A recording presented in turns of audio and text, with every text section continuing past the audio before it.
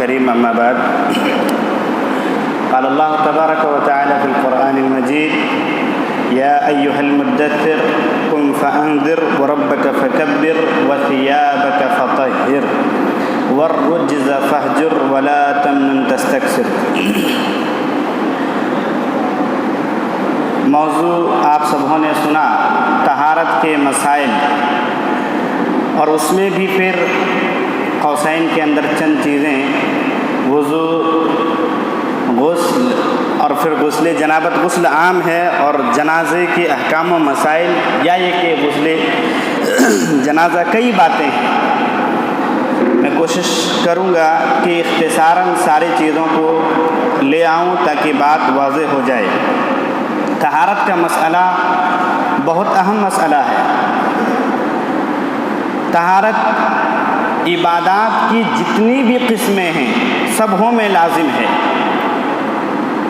ہم سب سمجھتے ہیں کہ طہارت صرف نماز اور قرآن کے لیے جب تلاوت قرآن کرتے ہیں تبھی کافی ہے، بلکہ طہارت عبادت کی جتنی بھی قسمیں ہیں، چاہے زکوٰۃ ہو، حج ہو، روزہ ہو، ساری چیزوں کے ساتھ طہارت بہت ضروری ہے۔ دین اسلام کے اندر طہارت کا بہت زیادہ مقام ہے، بہت زیادہ اہمیت ہے۔ آپ طہارت کی اہمیت کا اندازہ اس بات سے لگائیں کہ محدثین کرام رحمۃ اللہ علیہ نے حدیث کی کتابیں یا فقہ کی کتابیں جب ترتیب دی ہیں، جب لکھا تو سب سے پہلے طہارت کے موضوع پر بحث کیا۔ بلکہ اس کی اہمیت کو آپ اگر اور جاننا چاہیں تو ایک آدمی جو غیر مسلم ہوتا ہے، دائرے اسلام میں آنا چاہتا ہے، تو اس کے لیے بھی مستحب کیا گیا ہے کہ وہ غسل کرنے پہلے۔ نبی پاک صلی اللہ علیہ وسلم پر جب پہلی بار وحی نازل ہوئی، اس کے بعد خفیہ دعوت و تبلیغ کا 3 سالہ زندگی گزرتا ہے۔ اس کے بعد ایک لمبے وقفے کے بعد جو آیت نازل ہوتی ہے علل اعلان کھلم کھلا دعوت و تبلیغ کا، اس میں آپ صلی اللہ علیہ وسلم کو بہت ساری ہدایات دی گئیں کہ آپ ان چیزوں پر عمل کریں۔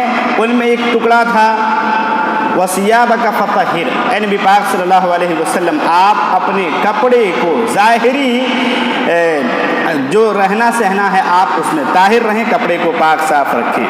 طہارت عموماً طہارت کی کتنی قسمیں ہیں، اس تعلق سے بڑی بڑی جو قسمیں ہیں طہارت کی 2 قسمیں ہیں۔ ایک تو ہے طہارت معنوی اور ایک ہے طہارت حسی۔ طہارت معنوی جس کا تعلق دل سے ہے، اسی سے کہتے ہیں کہ عبادت کی جتنی بھی قسمیں ہیں سبوں میں طہارت ضروری ہے۔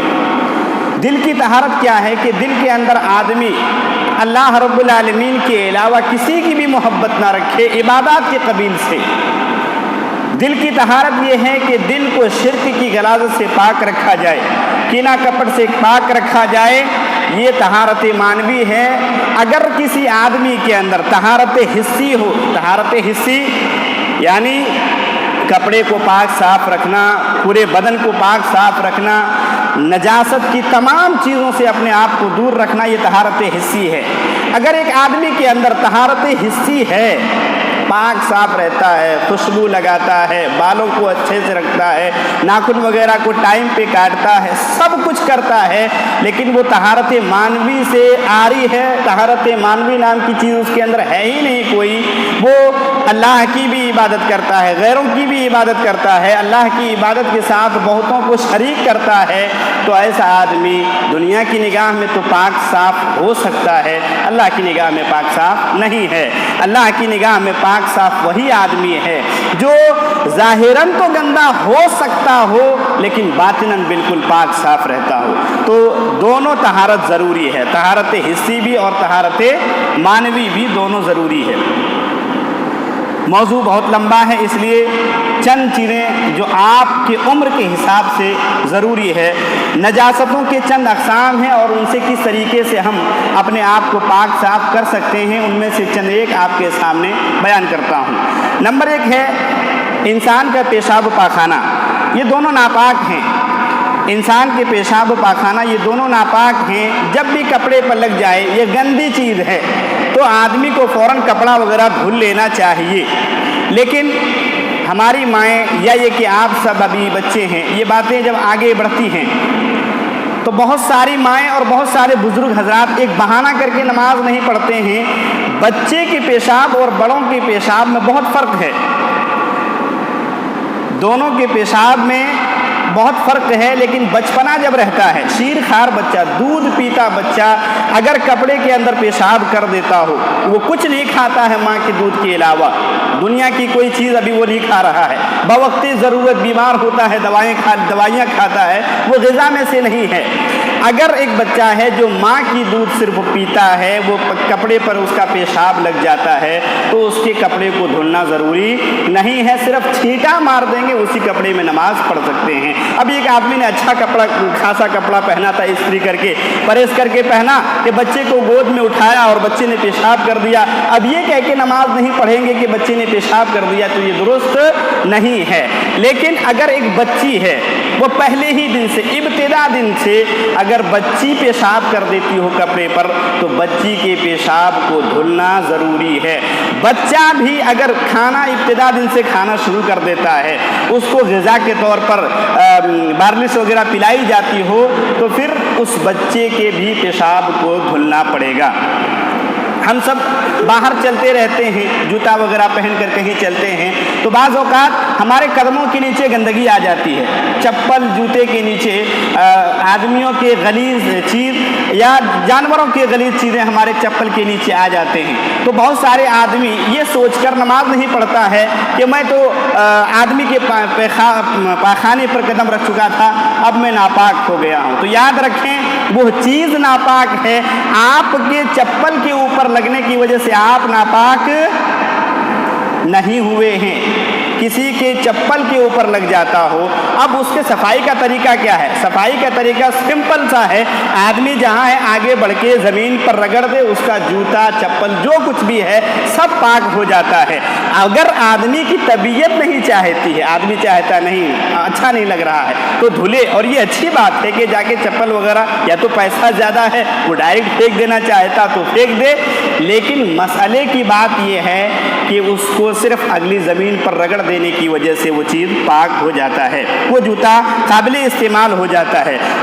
اسی طریقے سے یہی مسئلہ عورت کے پلو، عورت کے برقع وغیرہ کے ساتھ ہے۔ ان کے برقعے وغیرہ میں جمعہ کی نماز پڑھنے آ رہی تھی، ابھی یہ باتیں چونکہ عورت ہے نہیں یہاں، ایک عورت نماز پڑھنے آ رہی تھی، کیونکہ میں باہر رہتا ہوں، ان کے برقعے میں گندگی لگا اور پھر وہ عورت واپس پلٹ کے گھر جانے لگتی ہے، اور جب جانے لگی تو کہا ابھی میں آ رہی تھی تو وہ فلاں بچے کا یا کچھ بھی تھا، گندگی میرے برقعے میں لگ گیا ہے، اب میں مسجد نہیں جا سکتی۔ وہ عورت پلٹ کر جانے لگی تھی، اللہ کا کرنا تھا کہ میں خطبہ دینے بالکل آخری ٹائم پہ نکلتا ہوں، میں ساتھ میں اپنے بال بچوں کو لے کر نکلتا ہوں، یہ بات سنا اور اپنی اہلیہ کو کہا، انہوں نے اس عورت کو بتلایا کہ آپ یہاں سے چل کے آگے جائیے، گرد و غبار جو ہیں زمین کے، پاک مٹی آپ کے کپڑے کو پاک کر دیں گی۔ مسئلہ اس عورت کو معلوم، وہ فوراً مسجد آئی، نہیں تو وہ جمعہ کی عظیم خطبہ سے اس دن محروم ہو جاتی، مسئلہ نہیں جاننے کی وجہ سے۔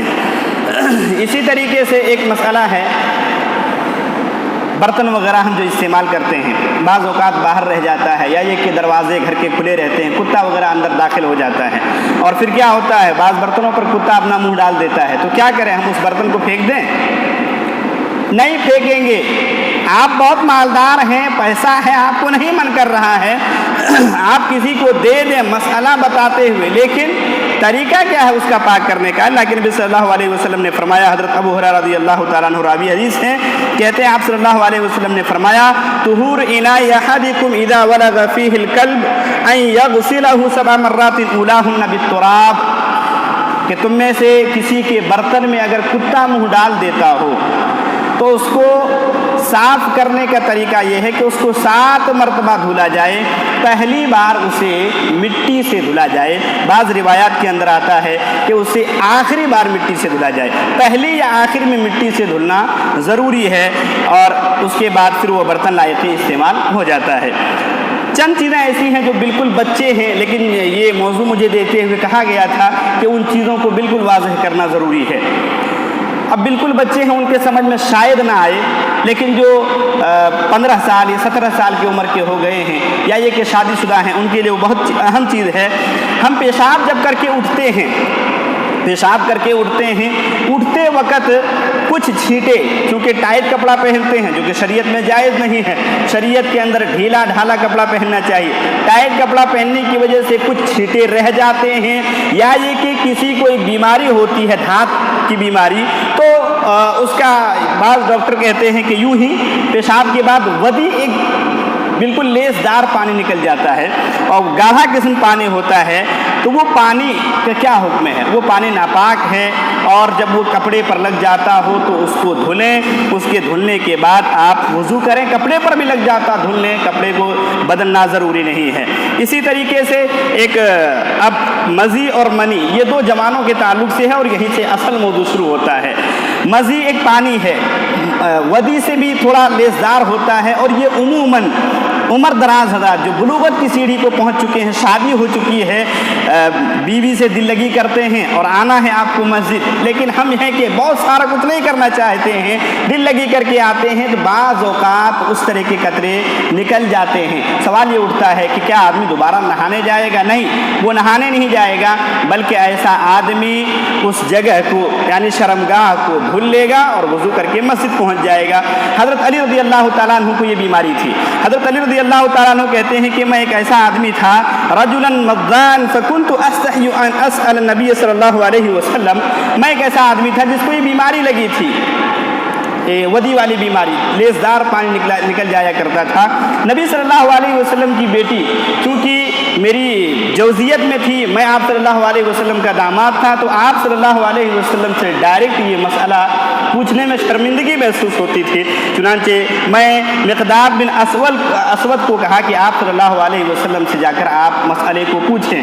آپ صلی اللہ علیہ وسلم سے پوچھا گیا اشارے کنائے کے اندر کہ ایک آدمی ہے جس کو ایسی بیماری ہے تو کیا کرے گا؟ آپ صلی اللہ علیہ وسلم نے کہا کیا یہ علی کا سوال ہے؟ کیا یہ علی کا سوال ہے؟ پھر آپ صلی اللہ علیہ وسلم کہتے ہیں ان سے کہیے یغسل ذکرہ ویتوضأ، کہ اپنے شرمگاہ کو دھل لیں اور وضو کر لیں، انہیں نہانا ضروری نہیں ہے۔ لیکن جب شادی ہو جاتی ہے، جنابت کا مسئلہ آتا ہے، میاں بیوی آپس میں ملتے ہیں، جنابت کا مسئلہ آتا ہے، اس کے بعد تو نہانا واجب ہے، فرض ہے، آدمی جب بھی اس طریقے سے آئے۔ دیکھیے جنابت کے مسئلے کے تعلق سے جاننا ضروری ہے۔ جنبی آدمی پر غسل واجب ہے، جنبی آدمی پر غسل واجب ہے۔ پاک آدمی جو غسل کرتا ہے، جیسے ہم آپ سب ابھی پاک ہیں، اگر ہمیں ابھی غسل کی ضرورت پڑ جاتی ہے تو ہم جو غسل ابھی کریں گے وہ طہارت حاصل کرنے کے لیے کریں گے، ذہن بدن کے اندر صفائی، چستی پھرتی، فرحت و انبساط کے لیے ہم ابھی غسل کریں گے۔ لیکن ایک آدمی ہے جو اور وہ غسل نہیں کرتا ہو، اگر ہم میں سے کوئی آدمی غسل نہیں کرتا ہے تو کوئی مذائقے کی بات نہیں ہے، لیکن جنبی آدمی چونکہ وہ عبادات کا پابند ہے، عبادت کرنا ہی کرنا ہے، اب اس کو نہانا ضروری ہے۔ تو نہانے سے پہلے چاہے جنبی ہو چاہے غیر جنبی ہو، بیوی سے ملا ہوا آدمی ہو یا ایسے ہی کوئی بدن کی صفائی کے لیے نہانا چاہتا ہو، ہر ایک کے لیے وضو کرنا ضروری ہے۔ لیکن اہل علم کہتے ہیں کہ جو غیر جنبی آدمی ہوتے ہیں اگر وہ وضو نہیں کرتا ہے تو کوئی برائی نہیں ہے، لیکن اس کے لیے بھی افضل ہے کہ وضو کر کے ہی نہائے۔ اب یہ جاننا ضروری ہے، غسل جنابت ایک ایسا موضوع ہے، جب یہ موضوع ملا تو مجھے چند لوگوں نے کہا شاید ہی علماء کے علاوہ یا علماء کے صحبت میں جو رہتے ہوں ان کے علاوہ کسی کو معلوم نہیں ہے کہ غسل جنابت کیا چیز ہے۔ جاتے ہیں باتھ روم کے اندر اور شاور چالو کرتے ہیں، فوراً نہا لیتے ہیں، حالانکہ علماء کہتے ہیں جنبی آدمی اگر ایسے ہی نہا کر آ جاتا ہو تو وہ آدمی پاک ہی نہیں ہے، وہ آدمی ابھی ناپاک ہے۔ تو اس آدمی کے لیے کیا ضروری ہے؟ اس آدمی کے لیے ضروری ہے کہ سب سے پہلے دل کے اندر نیت کرے۔ تمام عملوں کا دار و مدار انما الاعمال بالنیات، تمام عملوں کا دار و مدار نیت پر ہے۔ سب سے پہلے وہ آدمی نیت کرے کہ غسل یہ جو کرنے جا رہا ہے کس چیز کے غسل ہے، آیا یہ عام غسل ہے یا خاص غسل ہے، اس کے اندر نیت ہونی چاہیے۔ پھر وہ جب باتھ روم میں داخل ہوگا، باتھ روم میں داخل ہونے کے بعد سب سے پہلے دونوں ہاتھوں کو دھلنے کے بعد بائیں ہاتھ سے اپنے شرمگاہ کو اچھے طریقے سے دھلے گا کہ دوبارہ آپ دھلنے کی ضرورت نہانے کے درمیان نہ پڑے۔ اس کے بعد اب ایک مسئلہ آتا ہے کہ نہانے سے پہلے یا وضو سے پہلے، وضو کا ایک طریقہ ہے، اب یہاں دیکھیے، وضو سے پہلے بھی نیت ضروری ہے اور غسل سے پہلے بھی نیت ضروری ہے۔ آواز زیادہ ہے کیا؟ آواز زیادہ ہے کیا؟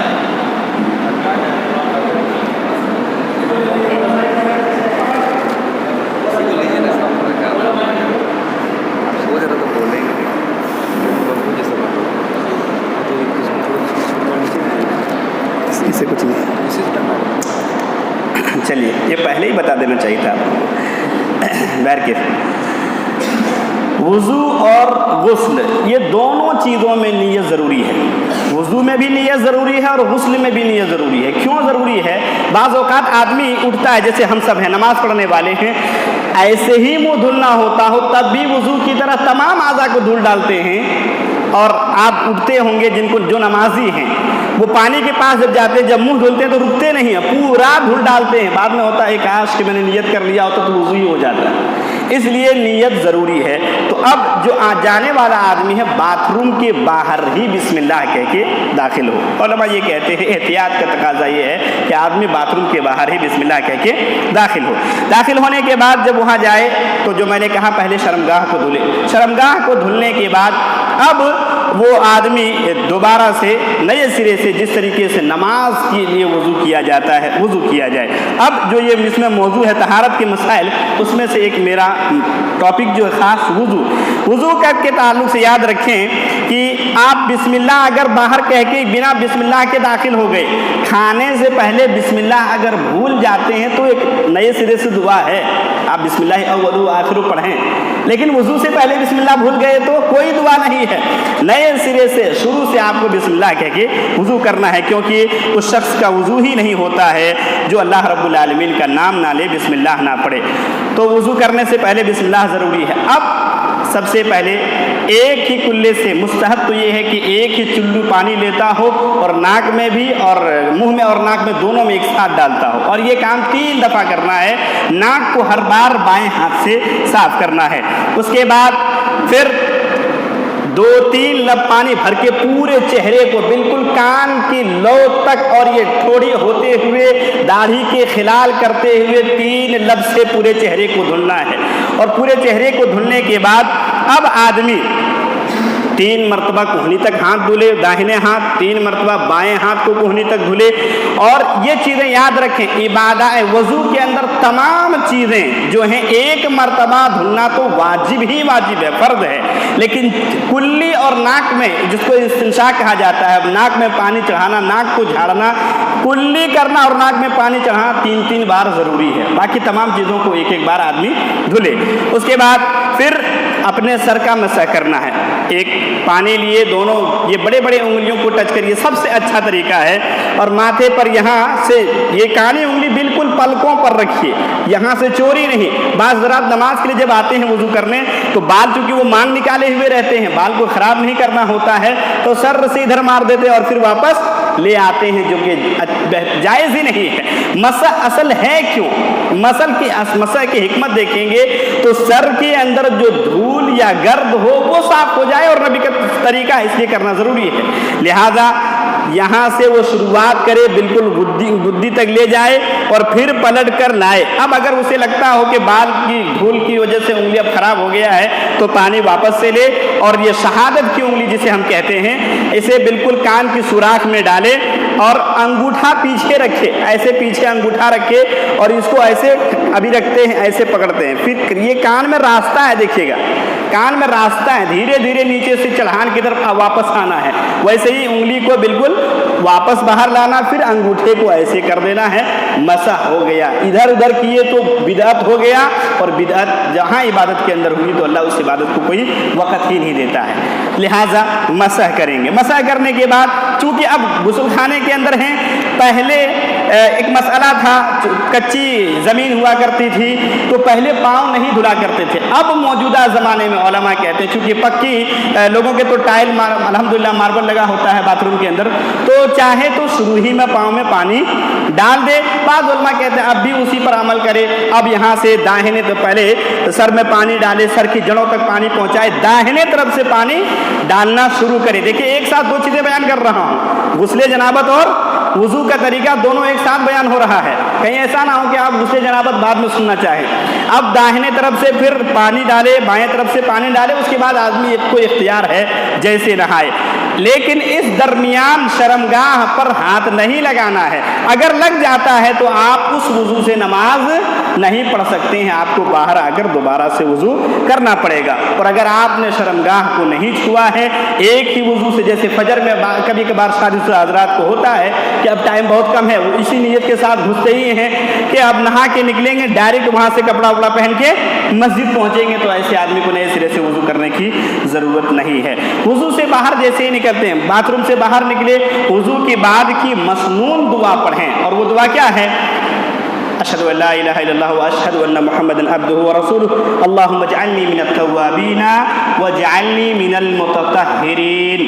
اس دعا کو جو آدمی پڑھتا ہے وضو کے بعد، اس کے لیے جنت واجب کر دی جاتی ہے.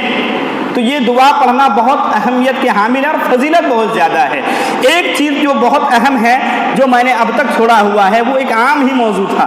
وہ کیا ہے کہ وضو سے پہلے عموماً مسواک ہمارے یہاں الگ سے مجھے بیان کرنا تھا، چھوڑ دیا گیا ہے. یہاں آپ لوگ کل جب پہنچے تو سبوں کو ایک ایک مسواک دیا گیا ہے. یہ صرف اس لیے کہ بہت ساری سنتیں ایسے ہیں جو متروک ہوتی جا رہی ہیں، بلکہ مار دی گئی ہیں بہت ساری سنتیں. انہی میں سے ایک سنت مسواک کا چھوڑ دینا ہے. آپ صلی اللہ علیہ وسلم کو مسواک اتنا پسند تھا کہ آپ کسی سے کلام کرتے تھے، بات کرنا ہوتا تھا تو آپ صلی اللہ علیہ وسلم مسواک پہلے کر لیا کرتے تھے. مسواک رب کی رضامندی کا باعث ہے. مسواک آپ کو اتنا پسند تھا کہ آپ مرض الموت کے دنوں میں آپ ہیں، بیمار ہیں، سخت بیمار ہیں، آپ کی زبان نہیں چل رہی ہے، ایسے موقع پر بھی آپ صلی اللہ علیہ وسلم اشارہ کرتے ہیں کہ مجھے مسواک کی حاجت ہے. حضرت عائشہ رضی اللہ عنہا چبا کر مسواک دیتی ہیں، آپ صلی اللہ علیہ وسلم مسواک کرتے ہیں. اور ایک وضو حدیث ہے آپ صلی اللہ علیہ وسلم کی، حضرت ابو ہریرہ رضی اللہ تعالیٰ عنہ راوی حدیث ہے، کہتے ہیں لولا ان اشق علی امتی لامرتهم بالسواک عند کل صلاۃ. اور صحیح بخاری کی میں تعلیقاً یہ لفظ مذکور ہے، مع کل وضوء. آپ صلی اللہ علیہ وسلم کہتے ہیں میری خواہش اور تمنا تو یہ ہے کہ اگر لوگوں پر یہ عمل مشکل کا باعث نہ بن جائے، لوگوں پر پریشانی کا ذریعہ نہ بن جائے، یہ ڈر لگتا ہے کہ کئی لوگ اس کو مشکل نہ سمجھنے لگے، میری تو خواہش تھی کہ ہر وضو کے ساتھ، ہر نماز کے ساتھ مسواک کرے. یہاں تو عموماً نہیں، لیکن میں جہاں تک جانتا ہوں مہاراشٹر میں 4 سال رہا، ادھر چونکہ عرب سے بہت لوگوں کا تعلق ہے تو وہ لوگ جیبوں کے اندر مسواک رکھتے ہیں. عرب کا کیا ماحول ہوگا، جب تکبیر ہوتی رہتی ہے مسواک کر لیتے ہیں، پھر جیب میں ڈال دیتے ہیں، پھر نماز پڑھنا شروع کر دیتے ہیں. تو مسواک کرنا چاہیے وضو سے پہلے. اب موضوع جو ہمارا تھا طہارت کے مسائل، اس میں سے ہم الحمدللہ 2 مسئلے اب تک ختم کر چکے ہیں. جنبی کے آدمی کے لیے چند مسائل ہیں جن کو جاننا ضروری ہے، لیکن وقت کی تندامنی مجھے 5:15 بجے سے بلکہ 5:05 سے پہلے ختم کرنا ہے. اس لیے جو مسائل ہیں اردو میں چند کتابیں ہیں، آپ اگر چاہیں ایک کتاب عربی کے اندر ہے سعید وہب بن القحطانی رحمۃ اللہ علیہ کی، اس کا بھی شاید اردو میں ترجمہ آ چکا ہے. لیکن ابھی حافظ عمران ایوب لاہوری اور اسی طریقے سے اقبال کیلانی اور بھی بہت سارے علماء اکرام کے ہیں طہارت کے مسئلے پر، تو ان کو پڑھیے اور وضو اور غسل کا طریقہ ضرور سیکھیں، کیونکہ اسی پر ہمارے نماز کا دار و مدار ہے. اگر آدمی صحیح سے وضو نہیں کرتا ہے، آپ صلی اللہ علیہ وسلم نے فرمایا اس آدمی کی نماز ہی نہیں جو صحیح سے وضو نہیں کرتا ہے، اور وضو ضروری ہے. اب آتے ہیں موضوع کے اگلے شق کی طرف. یہاں صرف جنازہ لکھا ہوا ہے، جنازے میں عام بات ہے، آیا یہ جنازے کی احکام و مسائل بیان کریں، غسل جنازہ بیان کریں، بہت کچھ ہے. تو اختصاراً میں ساری چیزوں کو اپنے اعتبار سے تیار کر کے لایا ہوا ہوں. سب سے پہلے جنازے کے احکام و مسائل میں جانیں کہ جب بھی کوئی آدمی آپ کے سامنے قریب المرگ ہو گیا ہو، بالکل اب لگ رہا کہ یہ آخری ٹائم ہے، ابھی گرگرا چالو نہیں ہوا ہے، ابھی گرگرا चालू नहीं हुआ, एक तरफ से सांस चालू नहीं हो गया है, बोल ले रहा है, होश व हवास अभी बाकी है, तो ऐसे आदमी के सामने ला इलाहा इल्लल्लाह पढ़ा करें, कलमा तौहीद पढ़ा करें, कलमा तैयबा पढ़ा करें। आप सल्लल्लाहु अलैहि वसल्लम का फरमान है लक़िनु मौताकुम ला इलाहा इल्लल्लाह, अपने मुर्दों को, मैयतों को, यानी अभी जिंदा है तभी, मर जाने के बाद उसको तलक़ीन की क्या ज़रूरत है, उनको कलमा पढ़ाएं। अब यहाँ एक मसला है, कलमा पढ़ाएं, क्या उनको पढ़ने के लिए कहेंगे? उलमा कहते हैं पढ़ने के लिए नहीं कहेंगे उनको।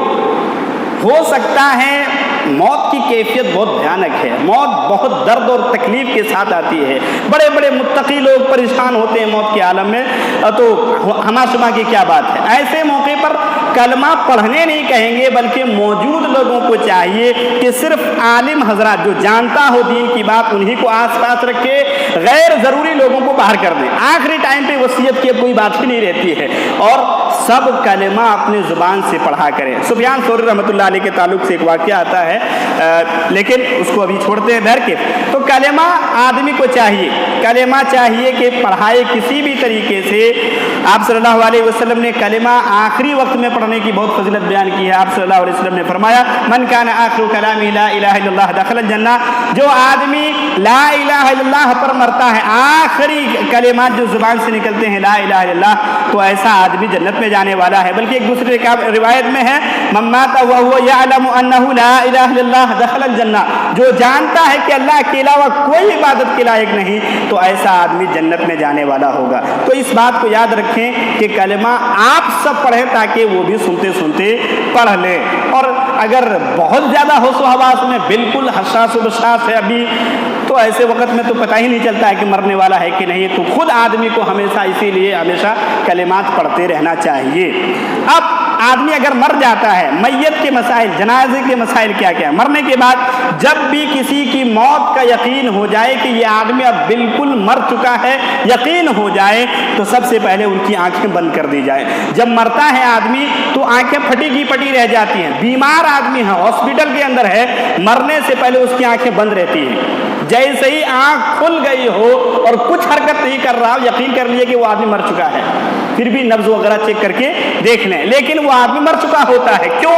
क्योंकि आप सल्लल्लाहु अलैहि वसल्लम ने फरमाया, अबू सईद खुदरी रज़ियल्लाहु ताला अन्हु रावी हदीस हैं कि अपने मुर्दों की आंखों को बंद कर दिया करो, इसलिए कि उनकी आंखें अपने रूहों का पीछा करती हैं। इसीलिए आजकल के मुस्लिम डॉक्टर कहते हैं, जिनको इस हदीस का इल्म है, कि अगर कोई आदमी मर चुका हो और आधे घंटे के अंदर अंदर उसकी आंख निकाल कर किसी को लगा दिया जाए तो उसकी बीनाई बाकी रहेगी। बैरकैफी हदीस पर मुकम्मल हमें यकीन है। जब कोई आदमी मर जाता हो तो आंख बंद कर दें। उसके बाद मसनून ये है कि उसको किसी कपड़े से ढक दिया जाए। आप सल्लल्लाहु अलैहि वसल्लम के ताल्लुक से हज़रत आयशा रज़ियल्लाहु अन्हा फरमाती हैं कि आप सल्लल्लाहु अलैहि वसल्लम जब इंतकाल कर गए तो आपको धारीदार चादर के अंदर ढाँप दिया गया था, छुपा दिया गया था। फिर जब अब जनाजे के अंदर जल्दी होनी चाहिए। अब यहाँ सब कुछ हो चुका है, मौत हो चुकी है, आंख बंद कर दिए हैं, कपड़े से ढाँप दिए हैं, रोना धोना बिल्कुल नहीं करना है उनके सामने। कोई आदमी आता है तो अदबन और एहतरामन बोसे का सिर्फ कपड़ा हटा के पेशानी का बोसा दे सकता है। मैयत के कफन दफन में जल्दी करनी चाहिए, इसलिए कि हज़रत अबू हुरैरा रज़ियल्लाहु ताला अन्हु रावी हदीस हैं, आप सल्लल्लाहु अलैहि वसल्लम ने फरमाया अस्रिऊ बिल जनाजा फ़इन तकु सालिहा फ़खैरुन तुक़द्दिमूनहा। तुम जनाजे के मामले में, जनाजे की नमाज, तजहीज़ व तकफीन में जल्दी का मामला किया करो, इसलिए कि अगर तुमने अपने पास रखा हुआ है एक अच्छा आदमी है तो उसे तुम उसके खैर से दूर कर रखे हो, और अगर बुरा आदमी है तो बहुत बुरी चीज़ कंधे के अंदर उठाए फिरते हो, लिहाजा जल्दी करना चाहिए। अब जल्दी करने में सबसे पहली चीज़ क्या आती है? मैयत को गुस्ल देना। मैयत को, अब अगर यही मौजू का इशारा था तो मौजू की तरफ आते हैं। मैयत को गुस्ल देना, मैयत को गुस्ल कौन देगा, ये सवाल उठता है।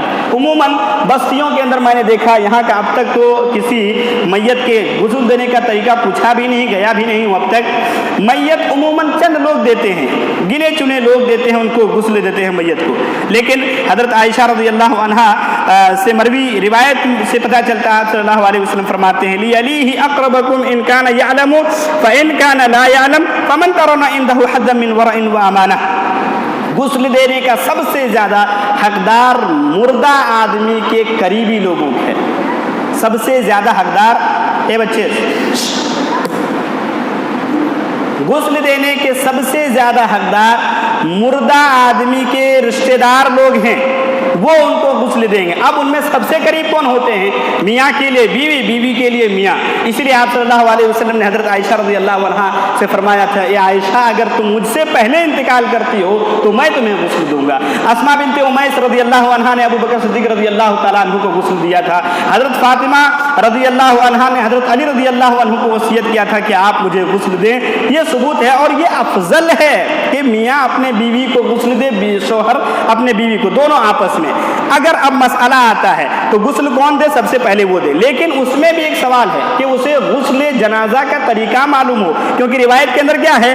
ان کان یعلم، اگر وہ جانتا ہے تو غسل دے گا، اگر وہ غسل دینے کا طریقہ نہیں جانتا ہے تو بستی کے اندر وہ تقویٰ شعار ہیں جس پر آدمی یقین کر سکتا ہے کہ عیب کی پردہ پوشی کرے گا تو ایسے آدمی کو غسل کے لیے آگے کریں گے۔ غسل دینے کی بہت زیادہ فضیلت ہے۔ آپ صلی اللہ علیہ وسلم نے فرمایا، من غسل مسلما فکتم علیہ غفر اللہ لہ 40 مرہ۔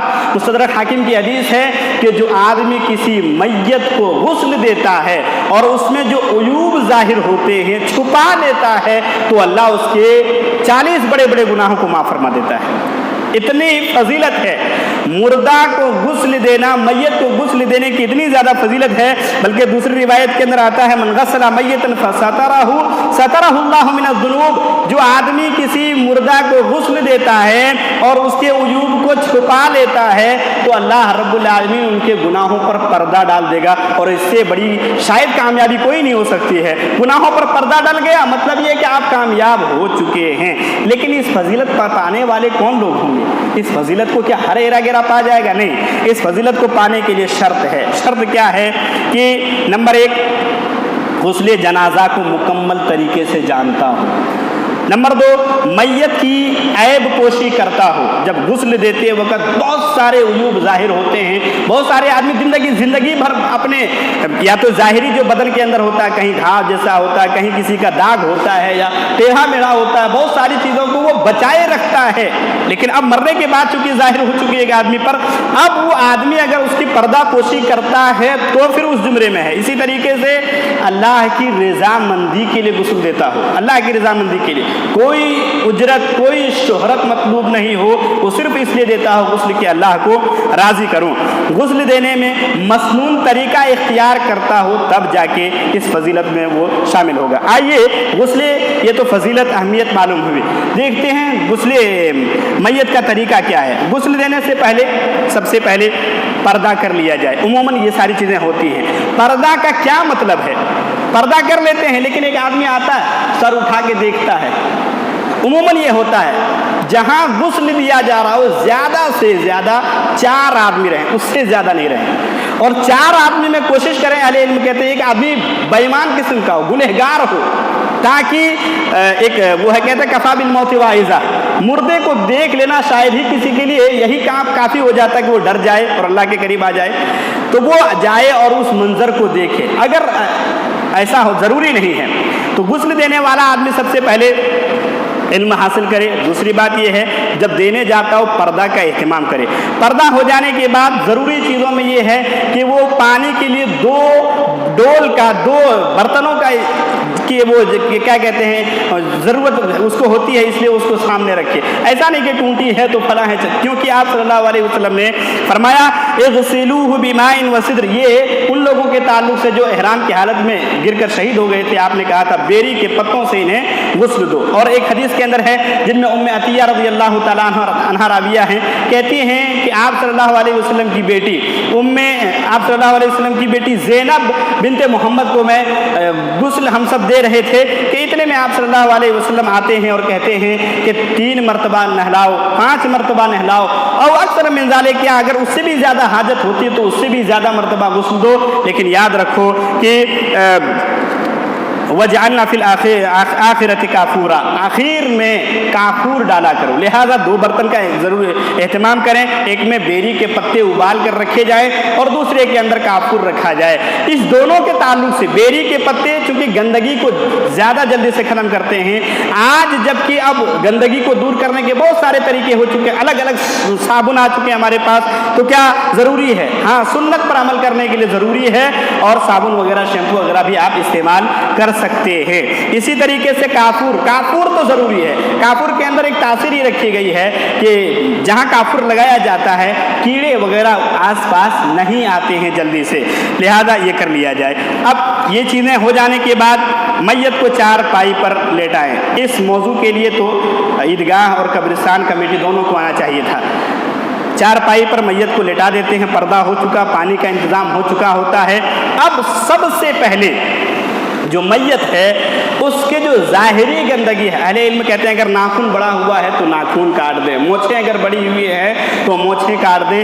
جو گندگی صاف کرنے کی چیزیں ہیں جو ظاہراً کر سکتے ہیں کر لیں. اس کے بعد میت کے اوپر، میت کو ایک کھاٹ پر سلاتے ہیں چار پائی پر، میت کو ایک بڑے چادر سے کپڑے سے ڈھک دیں. اس کے بعد اس کے کپڑے اتارے جائیں اور اتارنے میں بے پردگی نہ ہو، اس انداز سے کپڑا اتاریں کہ اس کا سطر نہ کھلے. میت گرچہ میت ہے لیکن ابھی بھی ان کی عزت باقی ہے، بحیثیت انسان کے ابھی بھی، اور ایک گھر کے فرد کے ان کی ابھی عزت باقی ہے، لہذا پردہ ان کا باقی رہے. تو اندر کپڑے کھولے جائیں. اگر بہت ٹائٹ ہے، علماء کہتے ہیں کینچی کا استعمال کرنا پڑ جائے تو کینچی کا استعمال کر کے وہ سارے کپڑے کاٹ دیے جائیں. اس کے بعد یہ سارے گندگی صاف ہو جانے کے بعد اب اگلا جو مسئلہ آتا ہے وہ ہے کہ میت کو ظاہری گندگی صاف کرنے کے بعد، کپڑا اتار دینے کے بعد اب بڑے احسن انداز سے میت کو اٹھائیں گے اور ان کو سیدھا کر کے بٹھائیں گے. تھوڑا کوشش کریں گے، لیکن ایک حدیث کے اندر آپ صلی اللہ علیہ وسلم نے فرمایا کہ اپنے مردوں کی ہڈی کو توڑنا گویا زندوں کی ہڈی کو توڑنا ہے، لہذا اچھے انداز سے ان کو بٹھانے کی کوشش کریں گے تاکہ پیٹ کے اندر جو گندگی ہے وہ باہر نکل جائے. اور یہ باہر نکالنے میں جتنی دیر لگے کوشش ہونی چاہیے. لیکن اچھا، ناک وغیرہ بھی پہلے ہی صاف کر دیا جائے گا، ناک منہ وغیرہ جو بھی صاف کرنا ہو، ابھی وضو نہیں کر رہے ہیں، اس کو وضو کرانا ہے.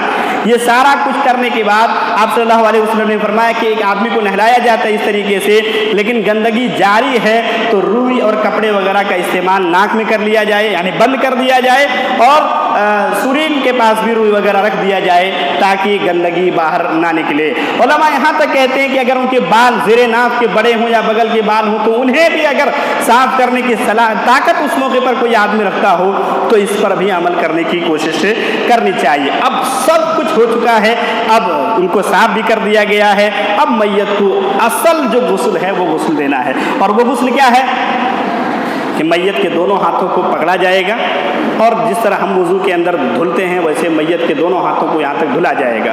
اس کے بعد پھر میت کے اب ہاتھ کو ایسے رکھ دیا جائے گا سینے کے پاس. اس کے بعد صرف مسح کیا جائے گا، کلا تو وہ کرے گا نہیں ہے چونکہ مر چکا ہے، لہذا صرف مسح کر دیا جائے گا. اشارہ جس طرح طہارت کا شعور باقی رکھنے کے لیے اسلام نے تیمم کا حکم دیا ہے، ویسے ہی وضو کے فرائض کو باقی رکھنے کے لیے اب وہاں مسح کرنا ہے. اور وہ ناک کے اندر بھی صرف مسح کرنا ہے، پانی وغیرہ نہیں ڈالنا ہے. پھر چہرے کو دھلنا ہے اور تمام جس طرح وضو کیے جاتے ہیں ویسے وضو کر دینا ہے.